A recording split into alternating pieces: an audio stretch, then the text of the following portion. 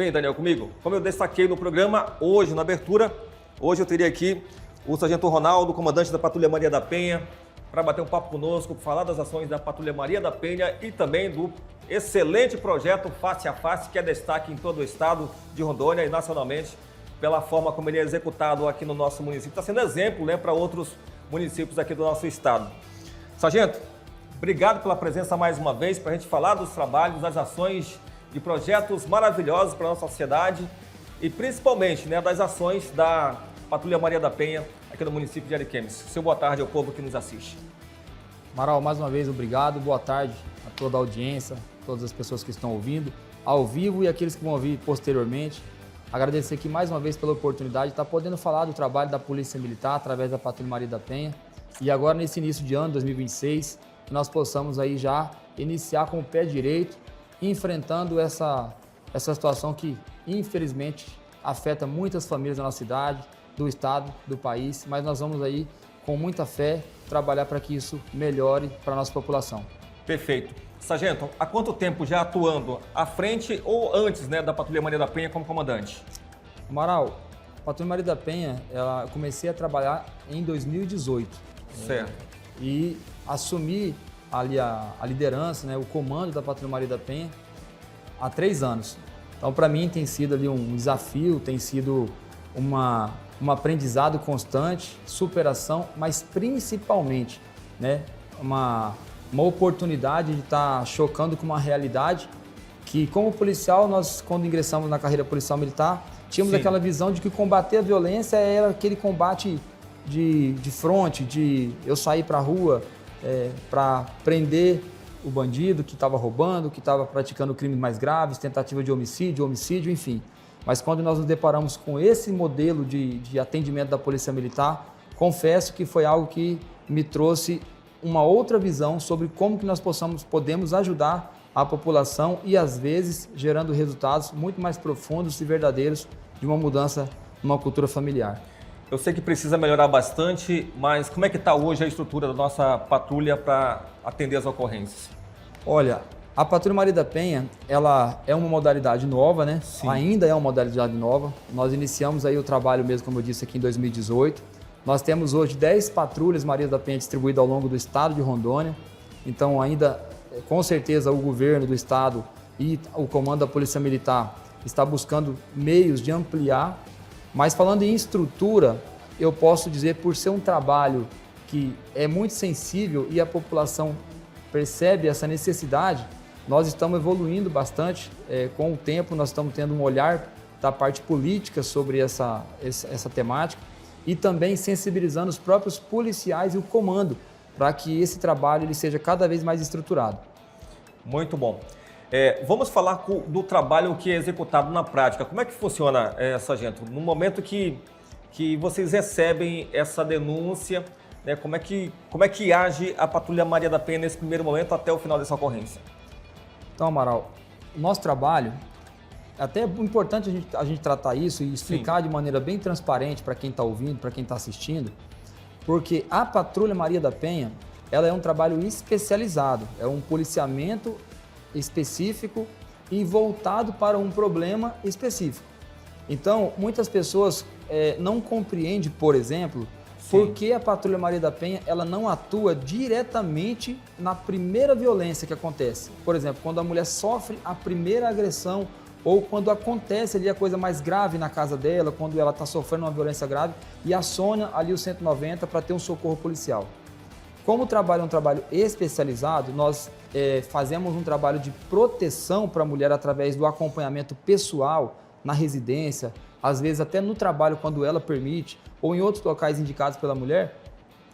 O que acontece? A diretriz que nós seguimos, ela prima pelo princípio da confiança entre a mulher e os policiais integrantes da Patrulha Maria da Penha. Certo. Então, se a gente, por exemplo, for acionado para atender a primeira ocorrência, onde os ânimos estão extremamente exaltados, onde o policial, e muitas vezes, vai precisar fazer o uso progressivo da força policial e, às vezes, em alguns casos mais graves, usar até mesmo a letalidade proporcional necessária. Isso causa um trauma emocional na mulher, mesmo que ela esteja sendo vítima de uma violência, mesmo que ela esteja passando por um processo traumático de agressão, ali está o pai dos filhos dela, ali está um homem que conviveu com ela por muito tempo e que num primeiro momento o que ela está buscando é uma possibilidade de afastamento para que ela consiga ter uma vida fora daquele contexto. Então ela não estava buscando que o policial fosse lá para agredir, no ponto de vista mesmo que proporcional e necessário. As crianças que estão no local muitas vezes podem visualizar o pai sendo jogado ao chão para que possa ser algemado. De repente o policial tendo que usar de um tom de voz extremamente mais enérgico para que consiga conter os ânimos no momento. E aí, num segundo momento, você imagina a polícia chegar lá, um ambiente mais controlado, fazer uma visita acolhedora, empática, com uma escuta ativa. Essa mulher dificilmente ela vai conseguir desvincular daqueles episódios traumáticos que iniciaram a ocorrência policial. Então, essa é só uma explicação para justificar, de maneira prática, do motivo pelo qual a Patrulha Maria da Penha não atua diretamente no primeiro atendimento. E aí, dando continuidade, como que funciona daí para frente? Certo. Nós recebemos a medida protetiva nos nossos e-mails, nas nossas plataformas, e imediatamente após a recepção da medida protetiva, nós iniciamos o processo de visita. Nós entramos em contato com a mulher presencialmente para que a gente possa fazer a explicação detalhada do que é a medida, como que ela funciona, como que vai funcionar toda a parte ali de respeitando aquela medida por parte do requerido e tirando toda e qualquer dúvida da mulher e também orientando ela sobre o que não é aconselhável que ela venha fazer, para que não surja, por exemplo, situações do uso indevido da medida protetiva, que aí a gente pode estar discorrendo com isso mais à frente aqui na conversa, porque é algo a ser pontuado também. Perfeito. Vamos logo tratar da medida protetiva. Nós tivemos números altos no ano passado. Como é que fechou esse levantamento da patrulha sobre medidas? Quando nós falamos em dados, é importante a gente avaliar o dado com responsabilidade. Sim. Certo? Porque se a gente só vender um número aqui de maneira não responsável, nós podemos criar, por exemplo, uma sensação de que a polícia não está trabalhando, nós podemos criar uma sensação de que a cidade está ficando cada vez mais violenta e que as políticas públicas não estão funcionando. Quando, na verdade, a leitura correta dos dados, ela nos dá uma visão contrária disso. Então, sim, nós estamos tendo aumento nos dados relacionados ao número de violência doméstica. Nós estamos tendo mais casos de mulheres que estão pedindo medida protetiva e que estão tendo a medida protetiva expedida pelo Poder Judiciário.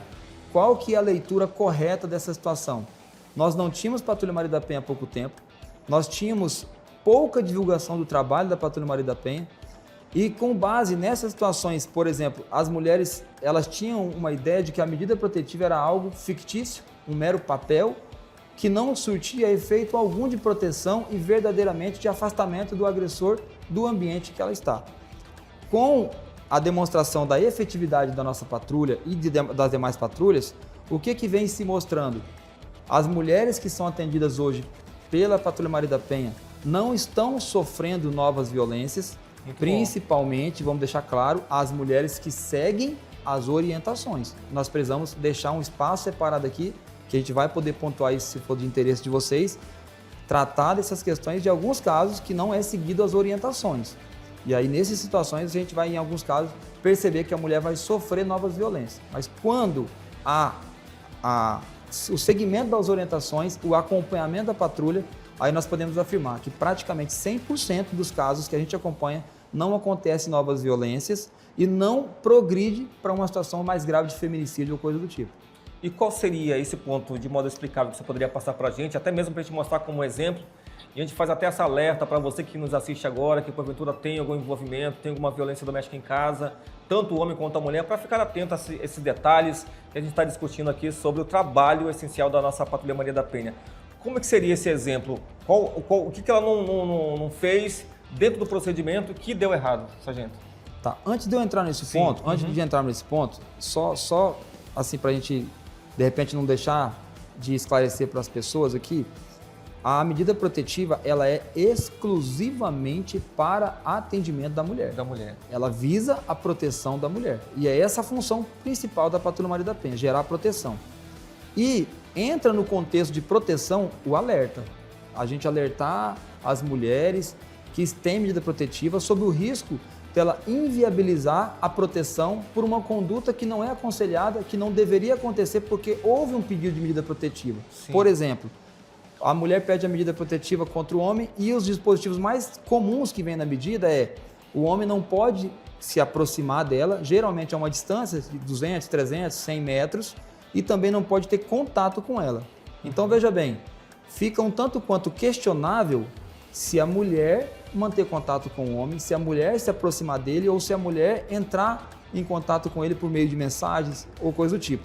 Então, isso cria um ambiente de descumprimento que vai poder gerar uma consequência jurídica para o homem e, possivelmente, um destempero na situação. Imagina que daí se o homem tiver uma situação de provocação para que ele seja preso, por exemplo, ela se aproximou dele e ele foi preso por conta disso, isso pode desaguar numa coisa mais grave lá na frente. O homem entender que ele precisa progredir na violência e isso não é saudável. Mas, principalmente, Amaral, é a gente regredir no que avançamos.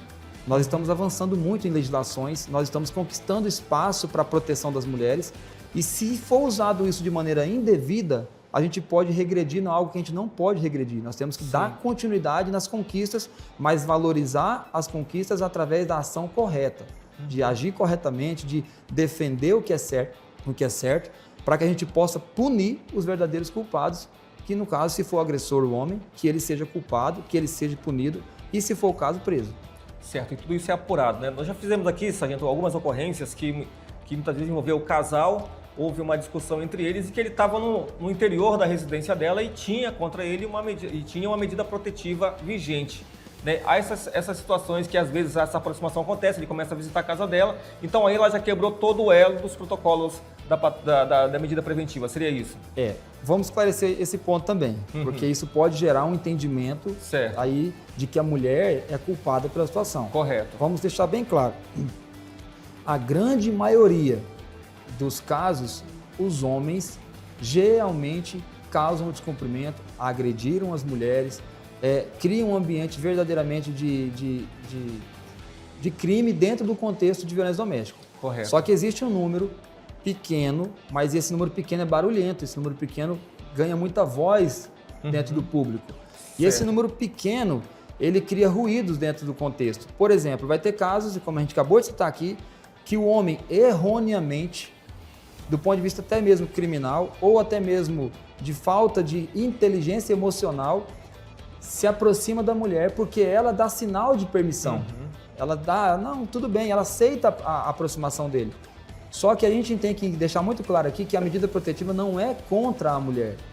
Ela é para a mulher. Ela é contra o homem, entendeu? Então é uma medida que o homem tem que ter a consciência que mesmo que a mulher queira se aproximar dele, ele tem que ter um alerta ligado 100% ali e ele não permitir essa aproximação porque isso vai prejudicar ele, pessoalmente falando.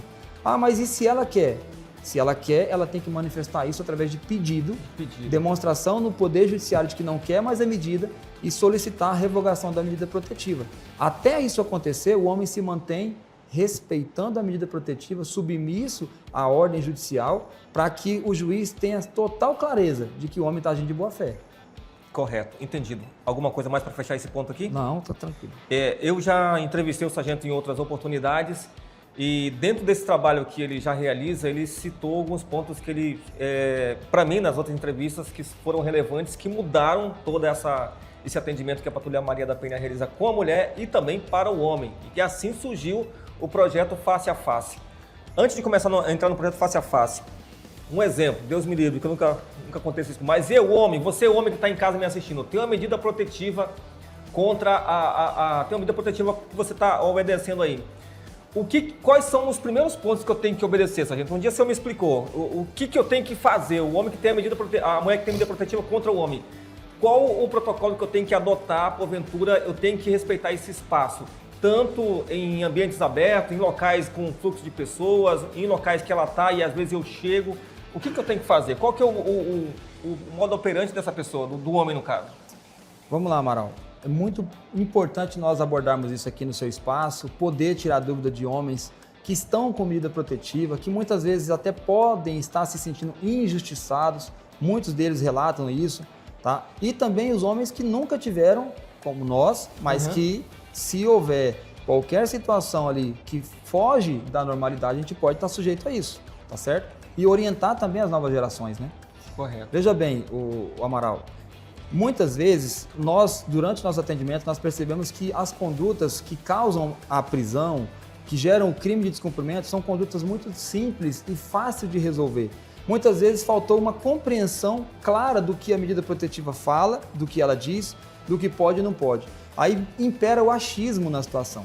Por exemplo, quando você recebe uma notificação judicial via meios eletrônicos, WhatsApp, a pessoa não lê muitas vezes a medida protetiva de uma forma detalhada. E se lê, às vezes não compreende a medida protetiva.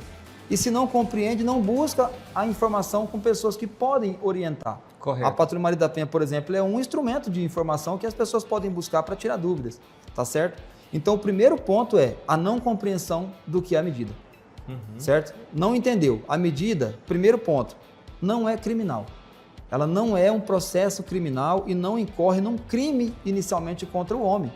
Então, isso já, de primeiro momento, já quebra um tabu, porque muitos homens já querem imputar na mulher de que ela criminalizou ele por pedir uma medida protetiva.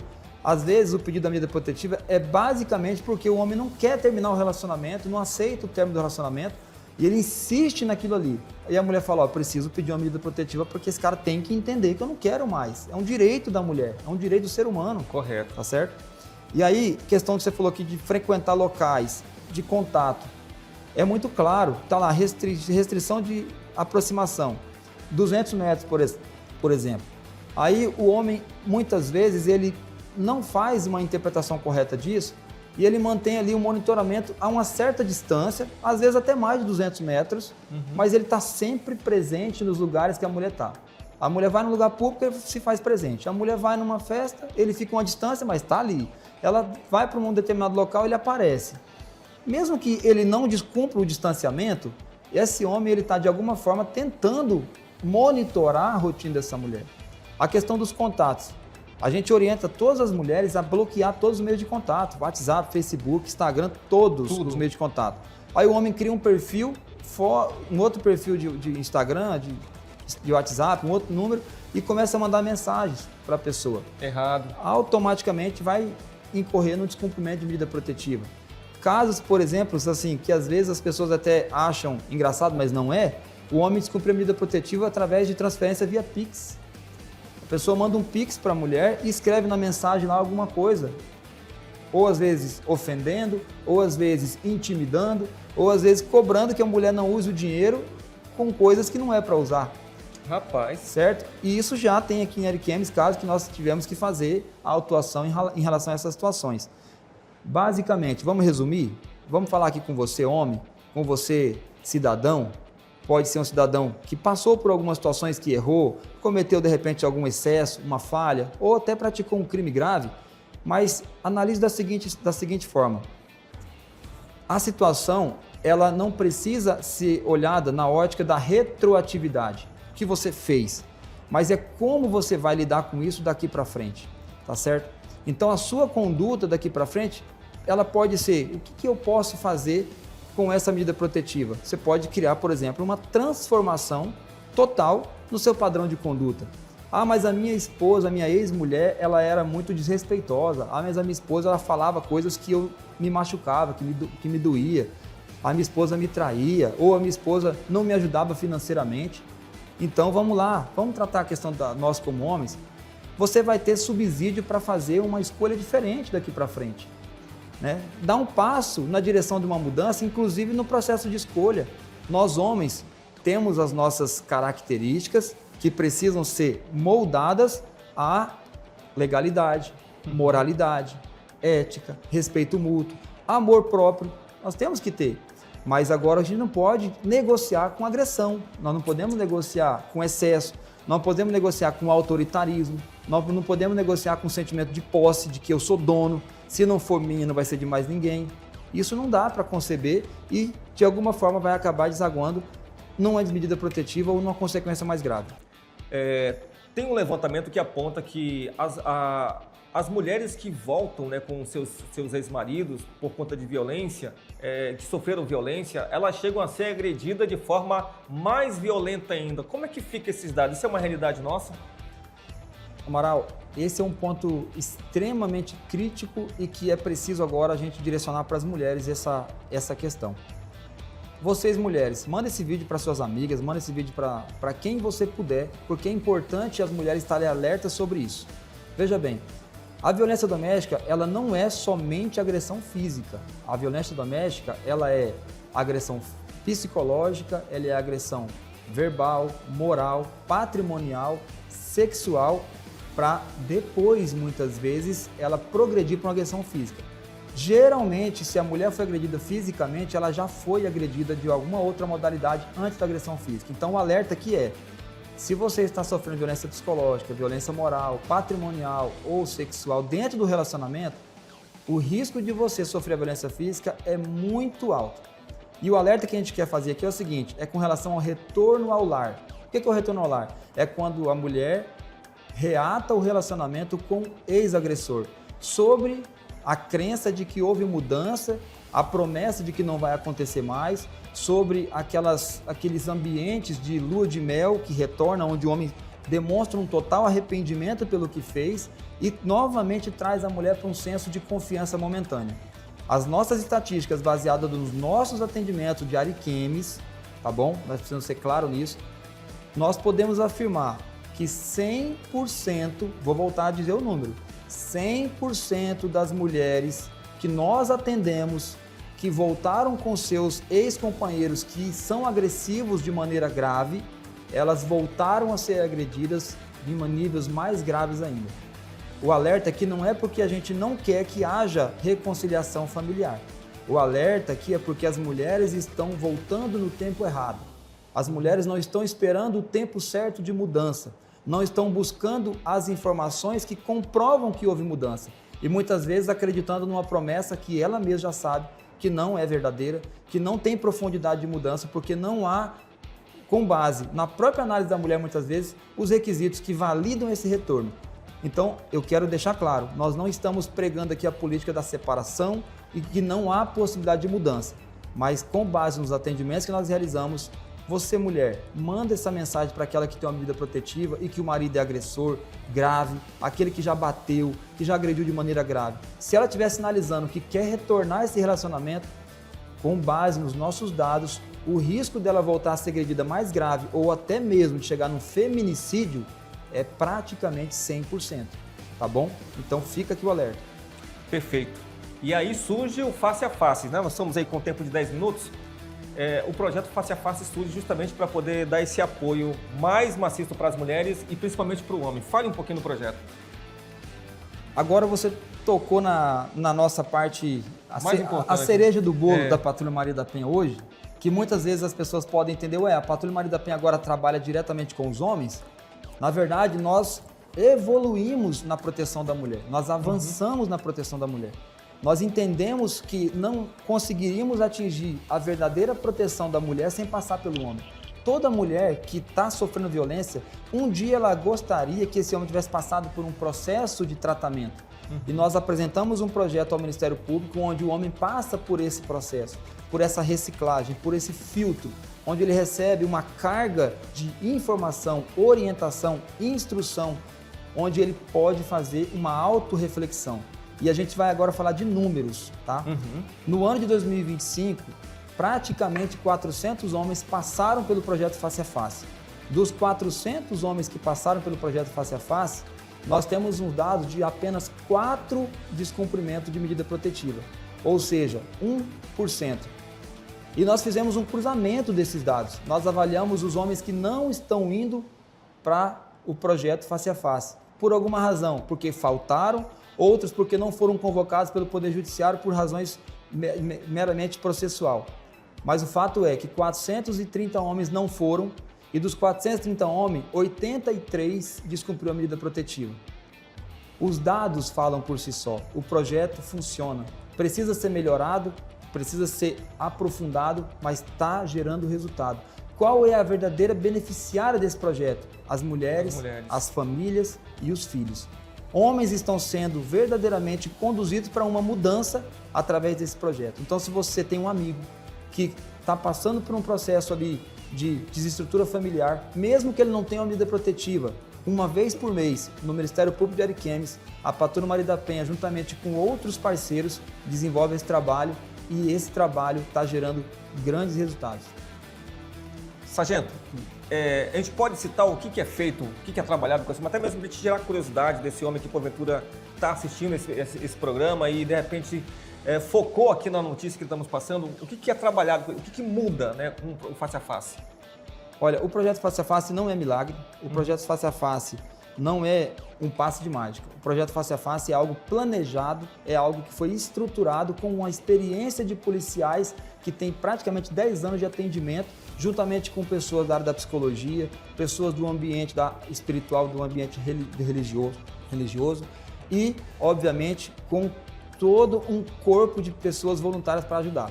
Certo. Lá o que é tratado? Primeiro, o homem sai de lá entendendo de uma maneira clara, sem jargões jurídicos, de maneira bastante tranquila, o que é a medida protetiva. Ele entende, ele sai de lá sabendo o que pode, o que não pode, como deve agir, inclusive quando ele, de alguma forma, está sofrendo alguma ação que é incoerente em relação ao processo. A gente orienta o que deve fazer legalmente, certo? Para ele não descumprir a medida protetiva. Segundo ponto, nós trabalhamos um resgate da identidade masculina, do homem de verdade, do pai, do protetor, do amigo, do parceiro, do marido, daquele homem fiel, daquele que lá atrás prometeu, mas não cumpriu por algumas razões, mas que agora ele pode, através do que está passando, reconstruir uma nova história, refazer as trajetórias que muitas vezes, por situações que não cabe a nós aqui citar ou julgar, ele se perdeu no meio do caminho, perdeu a identidade, perdeu a referência e nós entregamos para eles uma referência que pode ser seguida, uma referência que serve de base, uma referência que com certeza, se ele buscar analisar essa referência com base no que é entregue para ele lá durante o Face a Face, ele sai de lá com uma nova visão. E nós podemos novamente citar as nossas estatísticas, que lá a gente está conseguindo atingir resultados. Esse projeto já tem um ano, ou seja, foram feitas 11 edições e agora em fevereiro iniciamos um novo ciclo com a primeira edição de 2026. E com certeza está fazendo a diferença na vida desses homens que estão buscando agora o seu novo eu e se tornando cada vez mais consciente, né, das suas ações. Sargento, mais alguma coisa para relatar, colocar a respeito do projeto? Na verdade, só agradecer a oportunidade por você estar sempre abrindo espaço para que a gente possa falar dessa causa sensível, para que a gente possa alertar a comunidade, principalmente as mulheres, tá? E também os homens, e dizer que a Patrulha Maria da Penha ela tem esse olhar diferenciado. Perfeito. Sargento, eu queria fazer um compromisso com o senhor.